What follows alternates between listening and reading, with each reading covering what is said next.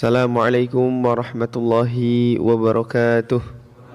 Assalamualaikum warahmatullahi wabarakatuh.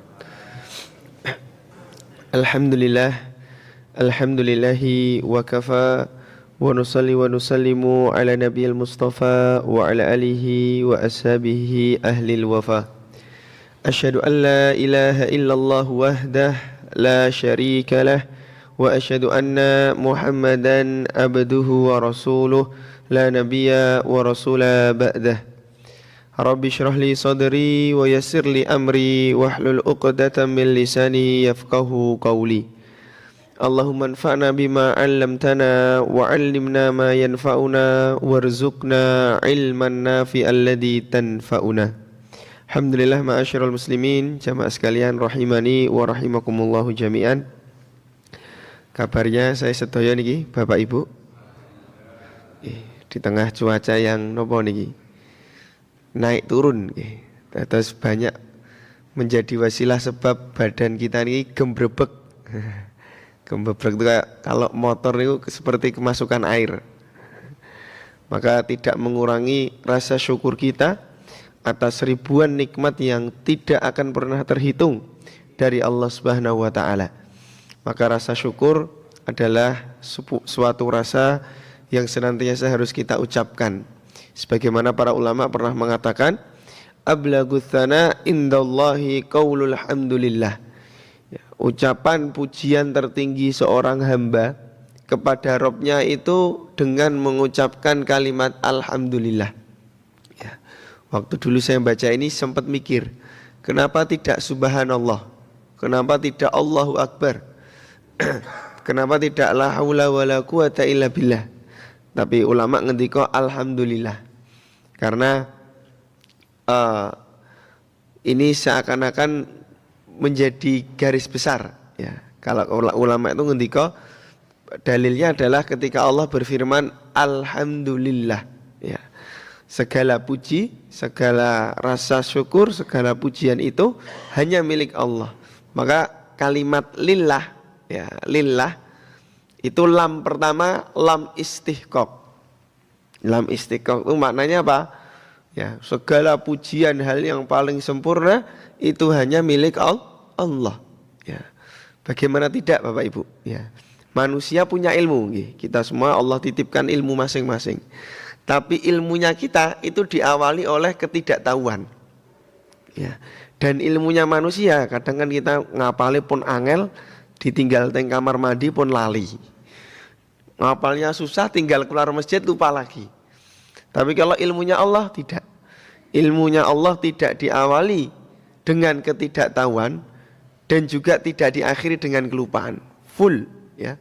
Ilmunya Allah mencakupi segala hal. Maka syukur ini dengan mengucapkan alhamdulillah harus senantiasa kita ucapkan di setiap hari ya, sehingga kita menjadi hamba yang syakirin atau senantiasa bersyukur. Yang kedua jamaah ya, salawat serta salam senantiasa kita haturkan kepada junjungan kita, tauladan kita Nabi Muhammad sallallahu alaihi wasallam yang telah mendakwahkan dan memperjuangkan Islam sehingga kita semua dapat merasakan nikmat dan indahnya Islam hingga pagi hari ini. Jamaah yang dirahmati Allah ya, bahwasanya kita semua sudah mendekat dengan yang namanya fase akhir zaman ya. Fase di mana Nabi Muhammad sallallahu alaihi wasallam pernah memberikan pesan khusus bagi umatnya ya. Umatnya yang kelak akan menghadapi fase-fase tersebut ya. Jarak kita dengan Nabi Muhammad jauh sekali ya. 1400 tahun ya. Akan tetapi semua pesan yang Nabi pernah sabdakan itu sangat relevan dengan zaman-zaman yang terjadi ya. Maka jamaah yang dirahmati Allah, kita langsung bahas saja nggih. Di antara pesan-pesan Nabi Muhammad sallallahu alaihi wasallam di akhir zaman yang pertama adalah kata Nabi Muhammad sallallahu alaihi wasallam pernah bersabda, taraktu fikum amroin. Ini hadisnya sangat terkenal nggih. Bapak Ibu mungkin sering mendengarkan dan mengetahui. Nabi nate dawuh, Nabi pernah bersabda, taraktu fikum amroin. Saya meninggalkan bagi kalian semua wahai umatku dua perkara. Lan tadillu ma tamassaktum biha atau bihima, ya. Kalian itu enggak akan tersesat. Lan tadillu. Di sini Nabi mengatakan pakai kalimat lan tadillu. Kalau dalam ilmu nahwu, salah seorang ulama nahwiyin mengatakan lan ini salah satu maknanya ya, itu tidak mungkin. Ya. Lan tadillu, kamu itu enggak bakal, bahasa gampangnya, tersesat sama sekali. Kalau kalian berpegang teguh kepada dua perkara ini. Ya. Nabi ngendika, ya, kitaballahi wa sunnata nabiyhi, Al-Quran dan juga sunnah-sunnah Nabi. Nanti kita akan bahas lebih dalam. Ya. Kata Nabi, kalian gak bakal tersesat nanti di akhir zaman kalau kalian berpegang teguh ke Al-Quran dan sunnah. Nah, sama sekali tidak akan tersesat. Maka jamaah yang dirahmati Allah, ya, Imam Asy-Syatibi ini sinten? Ya, salah seorang ulama qiraat. Ya. Beliau pernah mengatakan dalam kitabnya Al-I'tisam, ya, barang siapa yang menjadikan Al-Quran dan sunnah sebagai pegangan, maka ia akan selamat, ya, dari segala kesesatan dan fitnah yang melanda. Ya, tapi harus digarisbawahi Bapak Ibu, berpegang teguh dengan Al-Quran dan Sunnah dan juga mengikuti pemahaman para ulama. Nah, ini harus penting. Berpegang teguh kepada Al-Quran dan Sunnah ini harus, tapi harus diiringi juga dengan pemahaman para ulama. Karena demikian jamaah, di dalam Al-Quran itu ketika kita memahami dalil ada dua pandangan. Ya. Ketika kita memahami dalil di dalam Al-Quran atau hadis, ya, itu ada dua pandangan. Yang pertama adalah dalil mantuqah. Dulu setahun yang lalu mungkin pernah kami sampaikan. Dalil mantuqah, kalau bahasa Indonesianya dalil yang bisa dipahami secara kontekstual. Dalil kontekstual. Enggak perlu ilmu nahwu, ora perlu sinau tafsir, ora perlu sinau balaghah, mboten nate sinau usul fikih, usul tafsir, tidak masalah. Kita semua saged faham. Contohnya napa? Allah berfirman perintah puasa. Ya ayyuhalladzina amanu kutiba alaikumusiyam. Wahai orang-orang yang beriman, sesungguhnya diwajibkan atas kalian untuk puasa. Ya. Kutiba alaikum, kutiba dituliskan atas kalian. Kalimat alaikum kalau dalam ilmu itu maknanya wajib, dibebankan atas kalian. Kalau bahasa diterjemahkan langsung diwajibkan. Diwajibkan atas kalian. Nah, kita enggak perlu belajar nasikh, mansukh, tafsir, dah faham. Oh, perintah puasa wajib. Ini dalil mantuqah. Yang kedua, ada dalil itu yang disebut dalil mafhumah, dalil pemahaman. Lah niki harus ngikuti dawuhe pemahamane para ulama. Ya. Karena kita semua belum tentu memiliki akses usul fikih, tafsir dan panjang sehingga bisa memahami dalil itu secara sempurna. Contoh, Allah berfirman ya, bagi orang yang membunuh ada hukum qisasnya. An-nafsu bin nafsi. Ya, bapak-bapak, ibu-ibu melihat di sekelilingnya ada pembunuhan. Terus bapak ibu langsung nangkep orangnya, langsung dibunuh. Dua dalilnya di Al-Quran, nyawa dibalas nyawa, tangan dibalas tangan. Ya, tidak sesimpel itu jamaah. Ya. Kan kalau orang cuma baca artinya, wah berarti kalau nyawa harus langsung nyawa, tangan harus langsung tangan. Enggak. Yang berhak melakukan hukum qisas adalah mereka yang memiliki wewenang. Nah, maka kalau berarti kalau ini berarti di sini ada dalil mantuqah. Ya, ketika seseorang melakukan pembunuhan itu enggak bisa serta-merta langsung dibunuh juga. Perlu melalui kalau secara syariat Islam rangkaian-rangkaian sehingga bisa menjadikan orang itu berhak ataupun dihukum qisas. Perlu saksi, perlu bukti. Ketika sudah dalam Islam, saksinya pun diperiksa. Saksinya itu gimana dibuktikannya? Ini gaweane ngapusi ora. Kalau perawi hadis itu ketika hafalannya lemah, dia bisa mempengaruhi status hadis. Ya, kalau dia hafalannya lemah, apalagi orang yang gemar nyun sewu napa berbohong. Nah, ini kalau cara hadis saja pun bisa sangat mempengaruhi kesohihan atau derajat hadis. Nah, ini yang disebut dalil mafhumah, dalil pemahaman. Nah, maka kita perlu mengikuti petunjuk daripada para ulama mengenai pemahaman-pemahaman yang ada dalam Al-Qur'an. Contoh lagi napa? Yang ada dalam surat Al-Asr.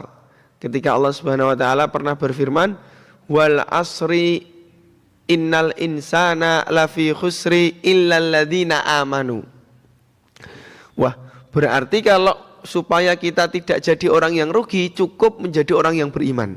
Cukup mboten Bapak Ibu?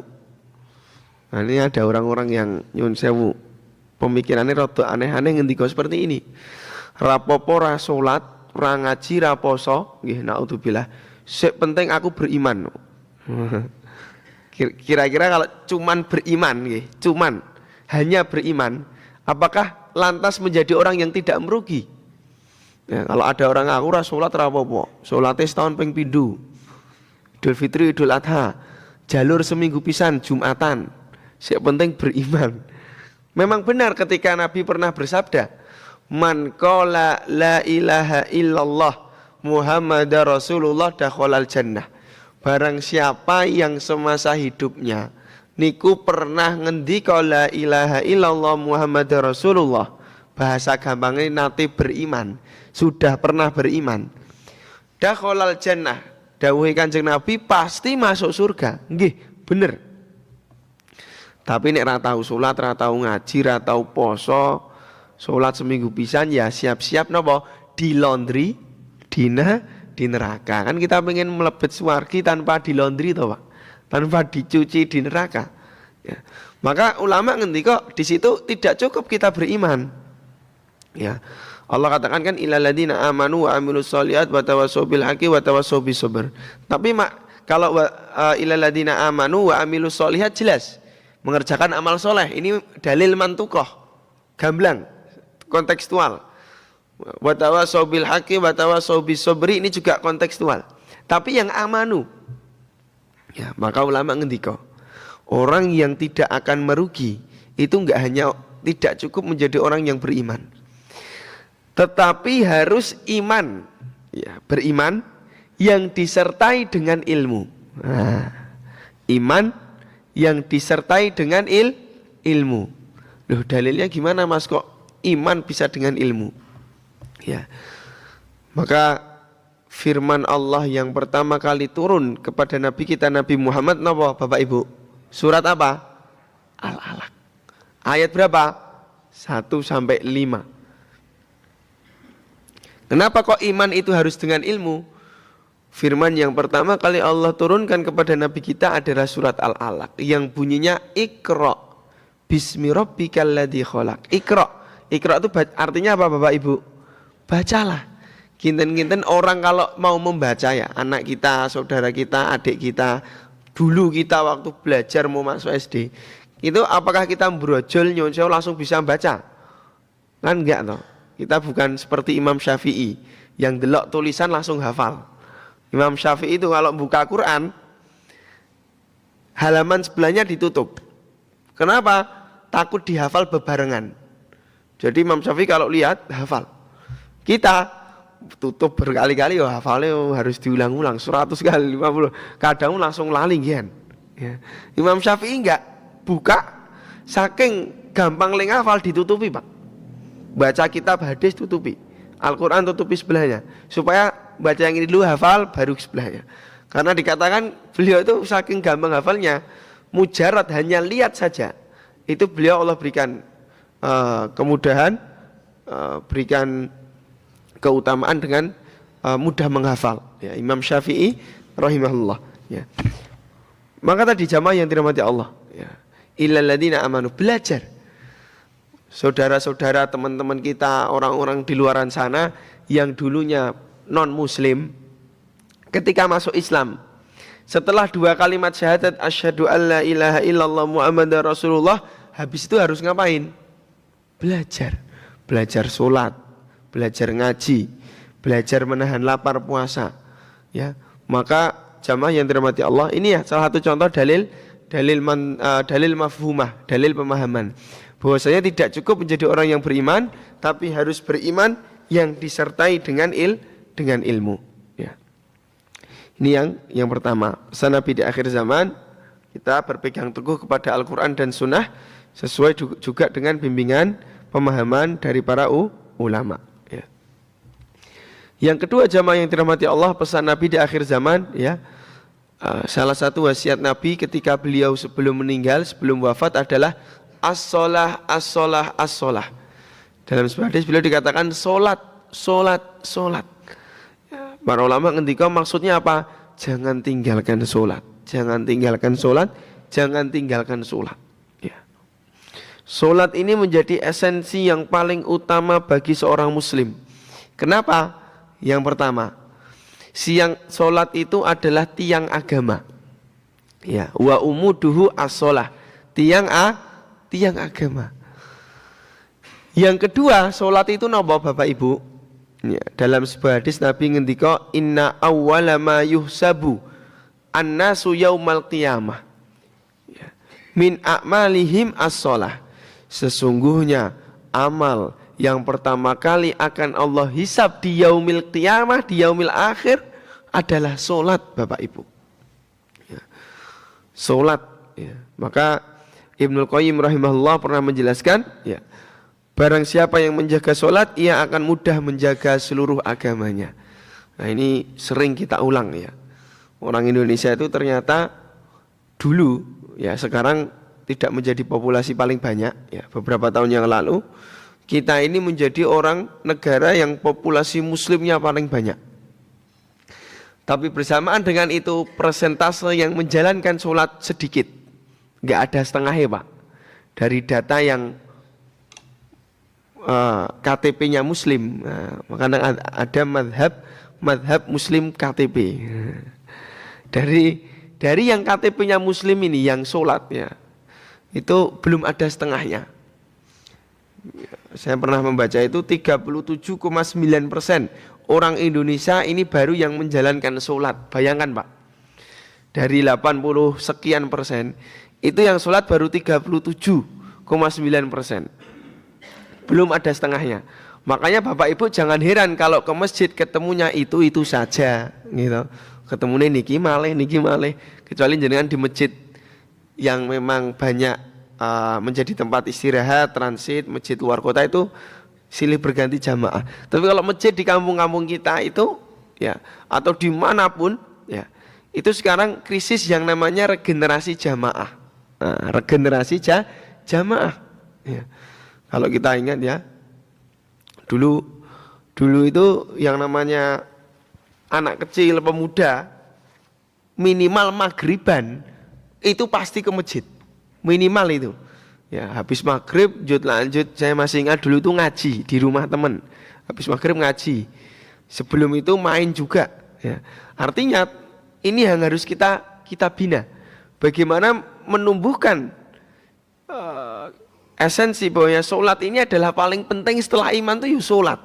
Output dari kita la ilaha illallah Muhammadur Rasulullah, pengaplikasinya adalah sholat. Ya. Bagaimana orang itu pengen dikatakan beriman, haji peng 10, umrah peng 20, hafal Quran, malih, mendino poso Daud, wah, apalagi sedekah mendino, wah semua ibadah dilakukan tapi ratau sholat. Itu ibarat rumah, atapnya saka marmer gitu, sound system levelnya sound, wah jos, TV ini layarnya wah 120 inci, lantainya niku tembus pandang, lantai ngisore kolam koi. Tapi nek ra tau salat, rumah niku napa tiange saka bambu, Pak. Jangankan kok gembas senggol tanggane ambruk. Itu gambaran apa? Kalau wah ibadah semua dilakukan, poso Daud, Senin Kemis, baca Al-Qur'an, haji wae ping 10. Njimuk jatah liyane. Umrah ping 100 dan lain sebagainya. Tapi ra tau salat Bapak Ibu. Itu ibaratnya tadi saya gambarkan rumah yang megah mewah, lantainya marmer, tembok marmer, lantai tembus pandang, tapi tiangnya harusnya besi 3 cakar untuk bangunan 3 lantai, niku gurusko bambu. Jangankan gembase, senggol aja udah ambruk. Itulah gambaran, maka Nabi ngendika wa umuduhu as-shalah. Salat itu dalam agama kita itu ibarat tiang. Dan kita memahami tiang itu adalah ya cagak, tiang, pondasi itu adalah aspek paling penting sebuah bangunan. Manusia cagaknya apa? Tulang. Coba bayangkan naudzubillah manusia nggak ada tulang, Pak. Ya. Berotot, otot kawat, balung besi, ya. 4 sehat 5 sempurna tapi tulangnya rapuh. Maka manusia nggak akan dapat berdiri. Ya. Maka inilah pentingnya sholat ya. Orang kita ini yang sholat baru sedikit. Belum lagi yang jamaah. Orang Indonesia ini yang jamaah baru 2%, Pak. Maka alhamdulillah, bersyukurlah Bapak Ibu kita semua, Allah berikan kemudahan masuk ke golongan 2%. Nah, bayangkan 2% dari sekian. Kalau pengen presentasinya full, ya setiap sholat kudune kayak Jumatan. Subuhan ya. Salah seorang Perdana Menteri ataupun Jenderal Israel laknatullah pernah ngendika, pernah bicara, orang Islam itu nek subuhane ra kaya Jumatan berarti umat Islam masih tertidur ya. Coba bayangkan jenengan setiap sholat 5 waktu kaya Jumatan, subuh kaya Jumatan, dan setiap sholat disediakan makan, wah jamaahnya itu rame. Saya pernah bagaimana kita apa namanya, karena dulu waktu kami pertama kali pulang dari Yaman, teman saya ngendika gini, Pak. Tak kasih tahu Jumatan yang segonya paling komplit. Wah, ini saya kacau ini. Ya, ternyata di masjid tersebut jamaah pemudanya ramainya luar biasa. Ya, ramainya luar biasa. Ya. Maka kita harus mengikhtiarkan bagaimana masjid-masjid kita ini jumlah jamaahnya nggak hanya stagnan, bertambah. Syukur-syukur dari generasi yang lebih muda. Ya, pemuda itu mereka yang umurnya 17 sampai 40 tahun. Sehingga ketika kita semua nih Masya Allah, para penggerak dakwah, para takmir-takmir di seluruh masjid yang ada, ketika kita semua pun sedo, kan kita ini nggak panjang Pak umurnya. Setiap hari kan kita berjalan menuju kematian kita masing-masing. Itu ada tetap orang-orang yang masih mengurusi pusat-pusat daripada keagamaan ini. Ya. Maka itu pentingnya sholat. Ya, dari 37,8 itu yang sholat baru 2% sholat jamaah. Padahal dalam mazhab Hambali sholat jamaah itu wajib. Ya, kalau pendapat mayoritas yang lainnya, mazhab Syafi'i tidak wajib, tapi suatu hal yang sangat ditekankan. Ya. Maka ini yang harus kita ingatkan, pesan Nabi di akhir zaman adalah sholat. Orang itu ya di tengah kekacauan yang ada, di tengah segala fitnah yang ada, ya, baik fitnah dunia, fitnah akhirat dan lain sebagainya, itu kuncinya adalah apa? Memperbaiki sholat. Orang itu kalau bingung pengen memulai kebaikan dari mana, fabda bisolatihi, hendaklah seseorang itu mulai memperbaiki dari sholatnya ya. Hendaklah orang itu mulai memperbaiki dari sholatnya ya. Kalau kita alhamdulillah dengan izin Allah sudah rutin menjalankan sholat, maka yang perlu kita tingkatkan adalah bagaimana kualitas sholat kita ya. Dalam sholat ada 2 hal yang berbeda. Ada yang disebut tumakninah, ada yang disebut khusyuk. Bedanya apa Ustaz? Bedanya apa Mas? Kalau tumakninah dalam sholat itu hukumnya wajib ya. Tumakninah itu wama yata'allak fima yata'allak bil abdan ya. Tumakninah itu wajib, dan ini berkaitan tentang badan atau gerakan ya. Contoh, Allahu Akbar, diam sejenak, baca Al-Fatihah, baca surat pendek, ruku. Allahu Akbar, ketika ruku enggak seperti pir ya. Di beberapa ya, kalau kita lihat pas Ramadan itu ada yang ruku jut langsung ngadeg, sujud langsung ngadeg. Itu kalau cara fikih, nah ini perlu diperiksa. Kenapa? Tumakninah itu adalah yang berkaitan tentang gerakan. Apa itu tumakninah? Ketika kita meletakkan haknya pada setiap gerakan sholat ya. Ulama ngendika seperti mengucapkan subhanallah 3 kali, ruku seperti subhanallah 3 kali baru iktidal. Iktidal seperti subhanallah 3 kali baru sujud. Sujud seperti mengucapkan subhanallah 3 kali baru duduk di antara dua, seperti itu. Sehingga tumakninah itu nanti bisa melahirkan apa yang namanya khusyuk. Ya. Kalau khusyuk ini bonus, Pak. Khusyuk itu apa-apa yang berkaitan tentang hati dan pikiran. Ustaz, berarti kalau sholatnya nggak khusyuk tetap sah. Tapi wajib tumakninah. Ya, kadang kan kalau kita sholat ya ibu-ibu mikir cucian, bapak-bapak mikir pekerjaan ya, dan lain sebagainya. Itu maknanya kita belum khusyuk. Tapi tidak mengurangi kesahan pahala, kesahan daripada sholat kita. Mungkin hanya mengurangi pahala. Sebagaimana Syekhul Islam Ibnu Taimiyah pernah ngendika, orang itu sama-sama sholat, sama-sama di shaf pertama, tapi pahalanya bisa beda. Apa yang membedakan? Bagaimana tingkat khusyuk seseorang. Ya. Kalau kita lihat sahabat dulu itu kena anak panah, dicabut anak panahnya ketika sholat. Dulu nggak ada bius, Bapak Ibu. Beliau mengatakan, cabutlah anak panah ini ketika saya sholat. Saking khusyuknya, dicabut anak panahnya nggak kerasa. Ini tingkat khusyuk yang luar biasa. Ya. Kita gimana Bapak Ibu? Kadang kerungu apa pun bingung. Orang Indonesia itu paling pengen nopo, penasaran dengan hal-hal yang lain. Kalau bahasa Arabnya itu fuduli. Ya, fuduli ini nopo kepoan. Ya. Contoh, ketika ada kecelakaan biar jodoh minggir tapi ra nulungi ndelok. Saya pernah mengalami kejadian yang unik. Di jembatan situ macetnya luar biasa, Pak. Saya kira wah ini jangan-jangan ada kecelakaan. Pas saya lewat nggak ada apa-apa. Ketemu nih podo-podo wong bingung pengen delok nopo. Itu sama-sama delok ning sawah bingung celingak-celinguk. Jalannya macet luar biasa. Wow, orang Indonesia nih. Lihat sesuatu langsung nopo ya, bahasa Arabnya fuduli, saya susah terjemahkan. Fuduli ya, mirip-mirip kepo lah, ingin tahu. Ya. Contoh seperti itu. Ya, ketika sholat krungu mercon biar kaget. Kota infak gerak sedikit cari tahu dan lain sebagainya. Maka kalau kita khusyuk, jangankan hal-hal yang ada di luar kita, hal-hal yang ada dalam diri kita yang tidak berkaitan tentang sholat itu nggak dipikirkan. Wis nek wayahe aku sholat ya wis ini hubunganku sama Allah. Segala masalah, segala nikmat tak tinggalkan dulu. Cukup 5 menit fokus.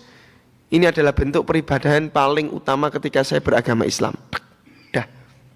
Ini yang dinamakan khusyuk. Dan khusyuk ini enggak akan lahir kalau kita belum tumakninah. Ya. Maka jamaah yang dirahmati Allah, sampai-sampai Nabi itu ngendika kepada Bilal bin Rabah, ya Bilal arihna bisolah, wahai Bilal istirahatkanlah kita semua ini dengan sholat. Ya. Jadi pada tahap tingkat selanjutnya, sholat itu bukan hanya sebagai kewajiban Bapak Ibu. Kita kok sholat hanya menggugurkan kewajiban, maka ini tingkat paling bawah. Ketika kita sholat untuk menggugurkan kewajiban, ini tingkat paling bawah. Selanjutnya esensi daripada sholat ini adalah ya tempat kita untuk istirahat dari segala hiruk pikuk fitnah dunia, nikmat, cobaan. Sholat ini sebagai sumber refreshing. Ya, bagaimana Nabi mengatakan ya Bilal istirahatkanlah kami dengan sholat. Ya, maka jangan kok andang-andang adzan meneh. Bariki sholat malah emang seperti itu. Kita diingatkan untuk senantiasa sholat subuh, zuhur, asar, maghrib, isya. Ini adalah waktu-waktu yang utama. Ya, sehingga kita ingat di tengah usaha kita untuk sukses di dunia, kita juga nggak boleh lupa untuk sukses di akhirat. Nah ini pentingnya sholat untuk tumakninah dan khusyuk. Dan tingkatan lanjutan daripada orang yang melakukan sholat adalah mereka yang tidak hanya untuk menggugurkan kewajiban, tapi lebih dari itu bahwa saya memahami ini adalah bentuk hak kita kepada Allah, yaitu menunaikan sholat. Ya, dan sholat adalah amal yang pertama kali Allah hisab. Ya. Jamaah yang dirahmati Allah Subhanahu Wa Taala, ya. Selanjutnya pesan Nabi Muhammad SAW kepada umatnya adalah agar menjauhi segala fitnah dunia. Jamaah. Ya. Nabi pernah bersabda, badiru bil a'mali fitanan kaqita'il laili al-mudlim yusbihur rajulu mu'minan wa yamsi kafiran.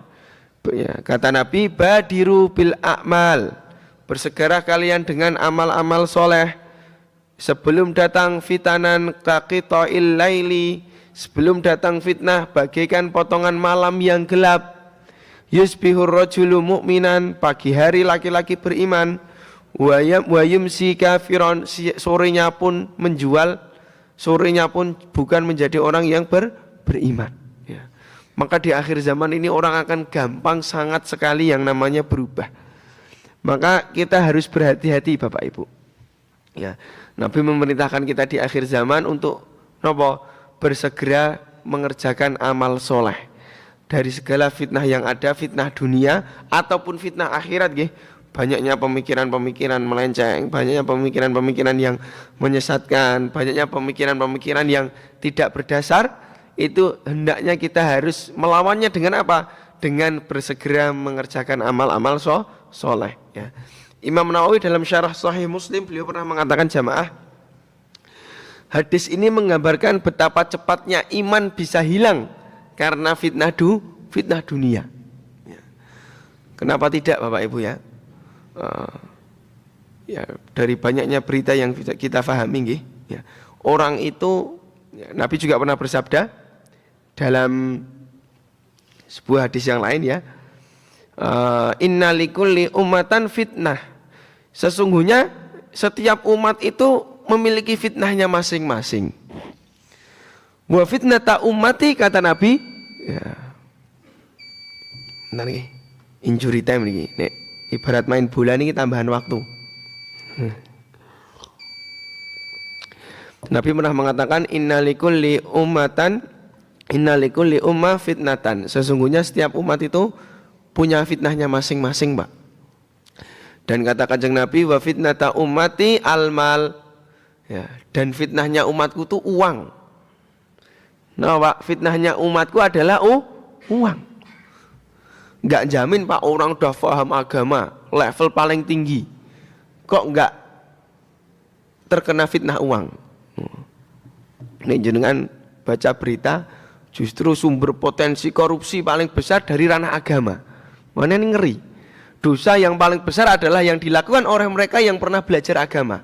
Anek karwan enggak pernah belajar agama, orang awam, maksiat tetap dosa, tapi dosanya enggak sama dengan orang yang pun ngaji, pun belajar agama, levelnya kok kiai mana, wah, levelnya kok tinggi lagi, ya enggak harus kiai, ya. Siapapun yang pokoknya pernah belajar agama ini, kok bermaksiat atas nama agama, wah ini dosanya gede Pak, gede ini main-main. Bagaimana Tuhan saja kok dipermainkan, ranah yang harusnya ibadah sakral murni, tidak boleh ada campur tangan kotor, kok justru jadi ladang permainan. Ini sesuai dengan fitnah Nabi, sesuai dengan dawuhnya Nabi. Fitnah terbesar umatku besok itu adalah uang. Maka kita harus senantiasa berdoa kepada Allah supaya tidak terjerumus dari segala bentuk rezeki yang tidak halal dan tidak berkah, dan senantiasa terjaga dari yang namanya fitnah uang. Ya. Karena ini orang itu ketika dia jatuh ke fitnah uang, dia akan apa? Surene kedele, awan langsung dadi tempe. Gampang sekali berubah, menghalalkan segala cara, silat lidah sana sini untuk menjadikan proyek-proyek haramnya ini terlaksana dengan benar, nutup sana sini supaya tidak ketahuan. Tapi yang namanya keburukan Bapak Ibu, ya, nggak ada kok keburukan itu sampai akhir nanti nggak ketahuan, tuh nggak ada. Ya. Keburukan itu akan menemui jalannya sendiri untuk ditemukan. Kalau orang itu nggak mau berubah, Allah yang akan langsung buka aibnya sampai ke akar-akarnya. Dan itu yang sudah terjadi sejak zaman dulu. Jadi mboten kaget Pak, karena sejarah itu berulang. Ke zamannya Nabi Muhammad sampai sekarang itu yang namanya kejahatan, kemungkaran, kemaksiatan. Itu kalau orang itu nggak sendiri yang berubah, maka Allah yang akan menjadikan orang itu berubah dengan peringatan. Maka guru-guru kami ngendika, Allah itu ketika mengingatkan hambanya itu enggak langsung kok, 1 kali, 2 kali, mungkin lewat orang terdekat dinasihati, lewat kerabat terdekat dinasihati, lewat rekan kerja dinasihati, ojo korupsi, ojo njimuk DT liyane misalnya. Tapi kok izin ngeyel, itu yang langsung ingatkan Allah. Ya. Maka ada konsep orang itu kalau melakukan kemaksiatan, ya, ketahuan, ada orang zina, Pak. Pun suami istri zina ketahuan digerebek di hotel. Naudzubillah. Maka kemaksiatan yang dia lakukan itu bukan kemaksiatan pertama kali. Nggak mungkin. Ya, ulama ketika itu adalah rentetan dari kemaksiatan berkali-kali yang sebetulnya sudah Allah ingatkan lewat pesan-pesan kecil tapi ngeyel. Ya, maka jangan sampai kita ini diingatkan oleh Allah yang ingatannya besar. Ya, orang itu kadang apa? Contoh, udah diingatkan roh dokter, Pak Bu pun kurangi makan gula. Mendino es teh gulone 3 sendok. Kan pesan dokter itu kan sebetulnya udah menjadi wasilah daripada peringatannya Allah. Ini loh kamu tuh ada tanda-tanda besok gula misalnya. Ini loh kamu tuh ada tanda-tanda darah tinggi. Udah periksa kamu gak malah ngeyel, Pak. Mendino sate kambing, tongseng gule, teh hangat 3 sendok. Diingatkan oleh Allah dengan penyakit yang lebih besar. Naudzubillah. Maka jamaah yang dirahmati Allah, Nabi memperingatkan kita untuk menjauhi segala bentuk fitnah. Dan fitnah yang paling besar salah satunya yang Nabi ingatkan kepada kita adalah fitnah uang, sehingga kita bisa terbebas. Ya, hidup ini jamaah. Ya, hidup ini yang pertama sebentar, yang kedua kita jangan gemerlap dengan apa yang ada di dunia ini, Pak. Ya, duwe mobil 10 sik dinggo ya gur siji gitu. Coba Bapak Ibu sekarang punya motor 10. Ke masjid mau dilas kabeh njut motoran kan. Wah, seneni takmire Pak nggih. Seneni Mas Adi mangke wae bak-baki parkir. Jadi kan punya mobil 10 Mercy kabeh umpamane. Apa ya ning masjid nganggo 10 mobil Mercy kan mboten. Ya. Jadi kan punya rumah 10. Itu kan ya ditiduri juga cuma 1 rumah. Islam itu enggak melarang kita kaya, enggak. Justru kalau bisa harus dengan cara halal dan yang berkah. Tapi kalau kita pikir kalau kita punya uang 980 miliar, juta arep ngopo? Le blonjo yang pasar Sleman, teng masjid yang nggo motor Beat, gitu Pak. Kita kan kadang yo bingung punya uang seperti itu mau buat apa? Kita nggak akan arep nyogok nggo mlebu swarga yo ora iso, gitu. Nggak bisa. Kita cuma mikir oh manusia ini nggak akan berhenti, Pak. Saya cuma mikir, ada ya orang kok sampai mencari segala cara untuk meraup harta kekayaan sebanyak-banyaknya. Kan yo batas kita nggak lama, 63 tahun. Kadang kita juga bingung kok ini semakin tua kok semakin menjadi-jadi le mengeruk sana sini kan kita ini nggak lama ya itu ya nggak akan dibawa ya. Saya sampai mikir kapan ya manusia ini berhenti. Orang itu Bapak Ibu kalau kesuksesan kekayaan dia raih dengan halal dan berkah akan ada titik dia akan melepaskan usahanya diserahkan ke anaknya, usahanya yo le mbok lanjut ke Bapak Ibu pun cukup, yang penting ini gua kamu adik-adikmu, anak keturunanmu untuk menopang hidup. Itu kalau dia apa? Usaha, kerja, berkah halal. Dia akan merasa cukup. Kalau tidak, nggak akan merasa cukup. Sampai apa? Sampai tanah itu memenuhi perutnya. Nah itu. Kan kita mikir, oh bener juga ya. Mendidit 1 triliun kan makan ya sehari mentok 3 kali Pak. Nek sak ngelih-ngelih ya 5 kali. Kan lauk ya itu agak mungkin kita makan emas. Untungnya kan loro. Kan kita bingung juga apa yang kita cari itu apa. Maka semua yang di akhir zaman ini kalau kita baca Al-Quran, baca dalil hadis, itu akan semakin menguatkan iman kita. Segala peristiwa-peristiwa yang ada ya, kejahatan, mengambil hak orang lain, harta orang lain, itu semakin meyakinkan kita apa?